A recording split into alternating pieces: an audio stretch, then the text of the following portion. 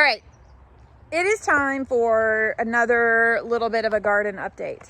I have been working on trying to get my garden planted.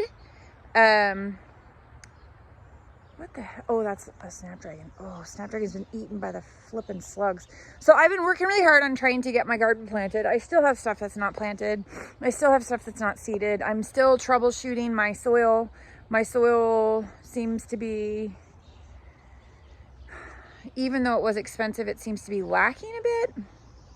But that's okay. Like, I knew to expect this. I brought soil in. I'm kind of, it's not like I'm spending all my time like working the ground. Anyways, I brought it in. It's kind of like a forced start of the garden. So I'm not expecting miracles this year. I'm just expecting to grow something. I'm not expecting it to be as productive as, say, a garden that's been established for 2 or 3 years. So on that note, we're going to walk around. I'm going to show you what the heck's happening here. I'm going to go up to the greenhouse and then we'll start from up there. So hang on. So greenhouse. I brought these in because we had gotten some rain. I need to take them back outside. This is one of those things I need to get planted. I started some sunflowers from seed because it's really weird to me. My old house, I had no problem having like a sunflower jungle, and here sunflowers just seem to have a hard time getting going. A whole bunch of nasturtiums that need to be planted. Some mullein, more sunflowers because, well, yeah, I'm going to have to find homes for all these little baby eggplants, and I need to get these potted up or moved out or whatever, but this is all like my little basils. This is what I really need to work on getting planted.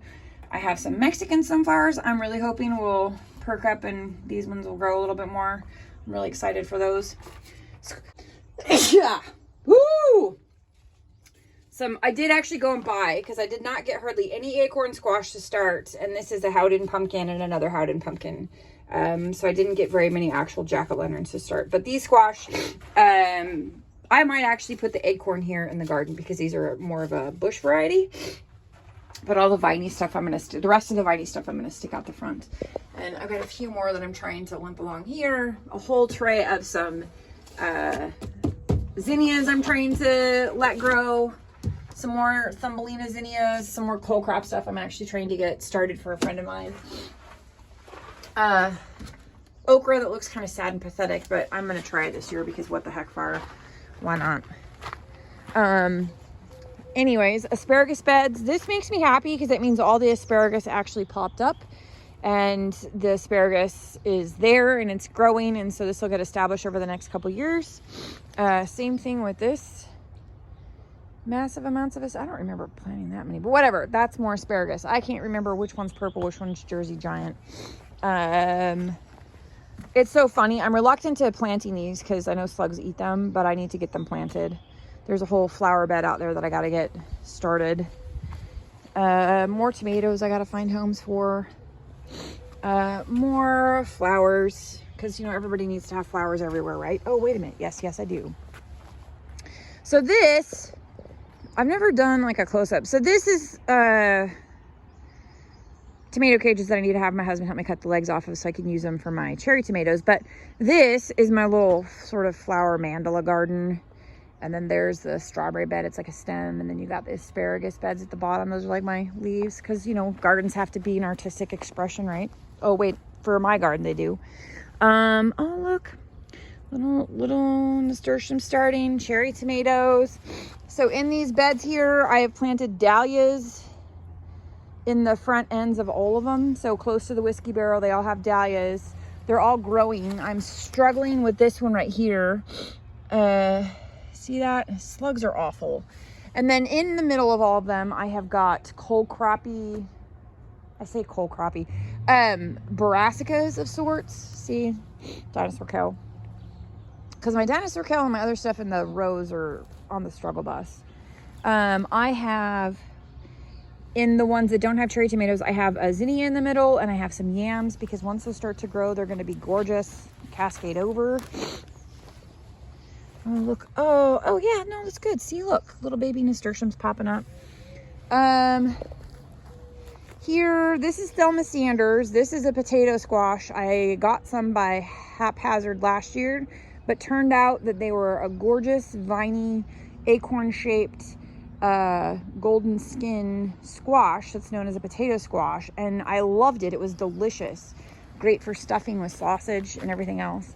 I did break down and buy some collards because the ones I had planted just aren't growing. I am working on amending with some lime, some bone meal. I use Epsom salts, and it's controversial. Some other fertilizer, trying to just give everything here a bump because this is obviously on the struggle bus. Some kales here. So here we are here. Hi there, little zinnia.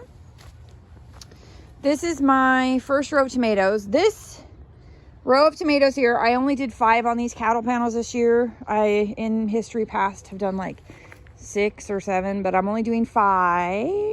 No, maybe that's right, because I did longer ones. So 5 Amish paste, and then they'll grow up. I'm not real hardcore about the 1 liter, you know, like the 1 main stem. I'm not real hardcore on that one. So these were on the struggle bus. This is some beets that I'd seeded. They should be bigger than this, but they're not. They look much happier after some rain and some amending. Same thing with little carrot babies that I seeded. This, I'm doing another experiment. So this is a Thai pepper at the end of that row. Here is another row of tomatoes. So this is also good for me because then I can remember what I did. So this is a Dr. Witchy. This is a Cherokee Green. This is a Purple Russian. This is another Purple Russian. This is a Big Rainbow. This one comes from, this one comes from Baker Creek. So this is some starts that I'd started and I planted them here. This was cabbage. That is broccoli. Here is another row of tomatoes. Some tomatoes and some marigolds and some calendula because, well, garden has to be pretty as well as functional. What is this one? Hungarian heart. So that's a Hungarian heart. Also from Baker Creek. Another Hungarian heart. Oh, crap skids. What is this one? So that one right there. Belgian Giant. So this is one that I started off some seed of a Belgian Giant before, and we're going to see what it gives me. This is a striped German. Oh, I just planted another one of those because I didn't think I had one. Oops. And this is a striped Roma. So this one and this one and this one. These 3, those 3 on this end here are from Save Seed. And I did not bag the blossoms, so it'll be interesting to see what I actually get.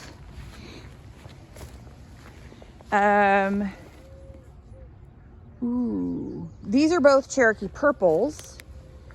This is a yellow brandywine. I bought that guy because I knew I didn't have, I have the Dr. Witchies over there. And then this is a, what did I put here? Oh, another sun gold cherry tomato. So that's a sun gold cherry tomato. And then that is supposed to be like another striped German off some Save Seed. So I'm pretty excited about that. Those are my tomatoes. This, I moved my tomatillo here. So we're going to see how well that does. But this behind the tomatillo is, I've decided, is going to be a row of flowers. There's a sunflower in the back, and this is a few zinnias. I've got some cosmos I'm going to pop in. We'll see what else I end up sticking in there. I did 2 bean arches. See, 1, 2. Cucumbers are going to go right there, and then I'm trying to get beans that actually start on the other ones. And then the ones that where they're in the wood boxes, and then they're in these. And so the back half of this from the beans, I'm trying to stick some leafy greens. What's here? Some more some more kale. Those, I think over there, if I slug bait them, they'll be much happier. No beans have popped yet. That's okay.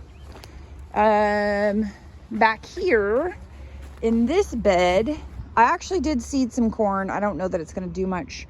This is my Brussels sprouts. I got 2 that are like on the struggles. You might get yanked, to be honest. So maybe need to feed them more. See if I can get them to go. Oh, see that there? I struggle a lot back here with some moles. Seriously, some moles. This is the potato bed. There is 2 rows of actual seed potatoes in this bed, but this is my grocery store potato bed. This is even a grocery store potato that I just planted not that long ago. This is the only purple 4 little potato parts that I started. Oh, wow. You can tell that mold's been out here. It's all floofy. This is my other potato bed that I started from seed potatoes. They're not huge, but they're not sad. This is awesome. They're growing. And then in here, so in here, this is my one of 6 raised beds. And what I've done in here, truth be told, I left them under plastic, closely planted like a foot apart, all of my pepper plants. And I did that because everybody says, oh, peppers like to be friends with other peppers. So I'm like, okay, we'll try that. And then, here at the end, I've got some eggplant, and that eggplant needs to be either swapped out or watered. They don't look so good. Maybe some water needs to happen down here. But there you have it. So there you have it. This is the garden.